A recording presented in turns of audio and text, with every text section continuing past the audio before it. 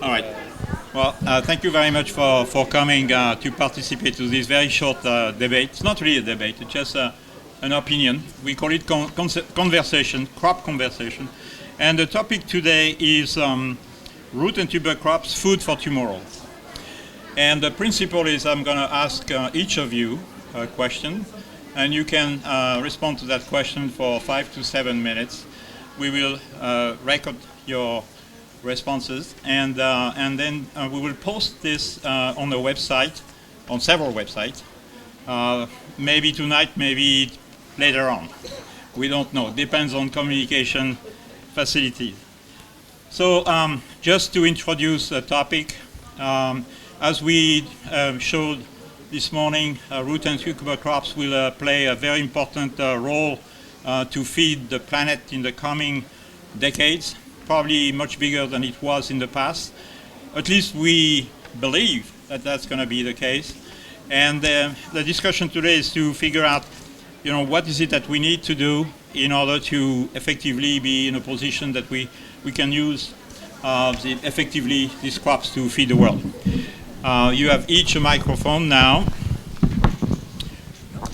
I will ask each of you, before you answer the question, to give your name and affiliation or whatever you want, because we may eventually post each response separately. Well, we do have an African on the panel, and he's from Nigeria. He will be one of the, 450 million people? 1 billion. 1 billion.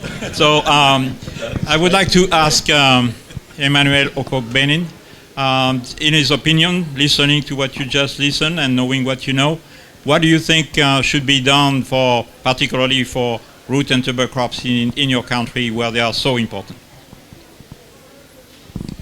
Well, my name is EOkogbenin again. I'm from the AATF. I'm the Director for Technical Operations in AATF. That's frightening to say Nigeria with 1 billion. That would be quite a lot of... It's not frightening because it will be Nigerians and they are very capable. Anyway, basically, there has been a lot of funding so far into research and development. But again, we are not getting to a stage where we now have to account for that investment in terms of impact. We need to move towards impact now. And at the economic, climatic, and social level, So at the economic level, we've seen the government crowding the agricultural sector for root and tuber crops, and there is a need to give much more room for the private sector.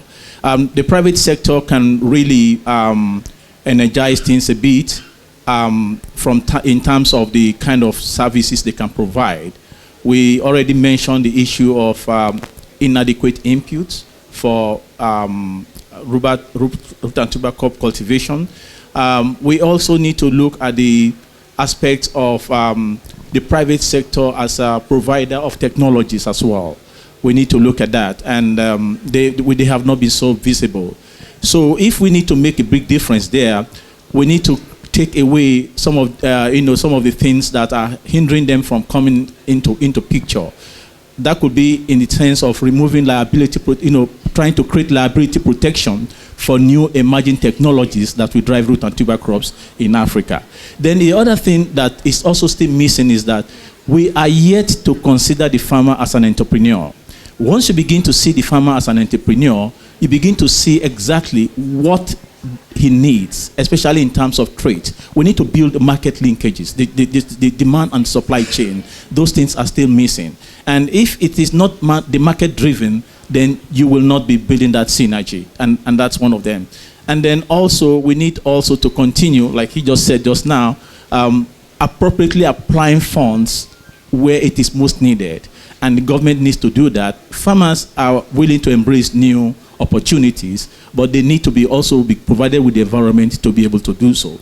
On the climatic side, that it's a new study in itself. We have done some studies about drought, but climate change is not about drought alone. You have flooding, you have carbon dioxide issues, you have heat, And even frost, although we don't have much frost in Africa as such.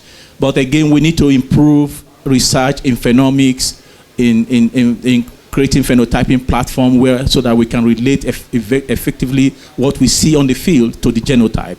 We also need to improve on physiological breeding. I've not seen in most cases physiologists really playing a role in breeding, and that is quite very fundamental. So we need to strengthen that resilience of root and tuber crops to be able to adapt to climate change. Finally, on the social side, that has been mentioned this morning by Pamela, women are playing great roles in agriculture, but they have been underestimated.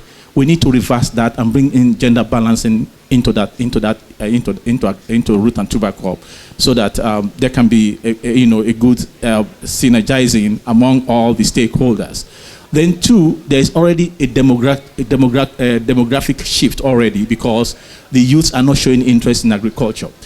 So they are the future. They are the future. If we want to feed 1 billion in Nigeria or elsewhere in Africa, then we need to bring them on board. So we cannot sell to them old technologies that are not working. Look for new technologies that will make a big difference to them, and then try to see that they can begin to. So we need more modern agriculture to be able to stem that. And then we also need to modernize, create infrastructures so that the youth will not move from the rural settings to urban settings. Thank you. Thank you, Emmanuel. I see that we're going to have to do a lot of things in Nigeria to feed 1 billion people.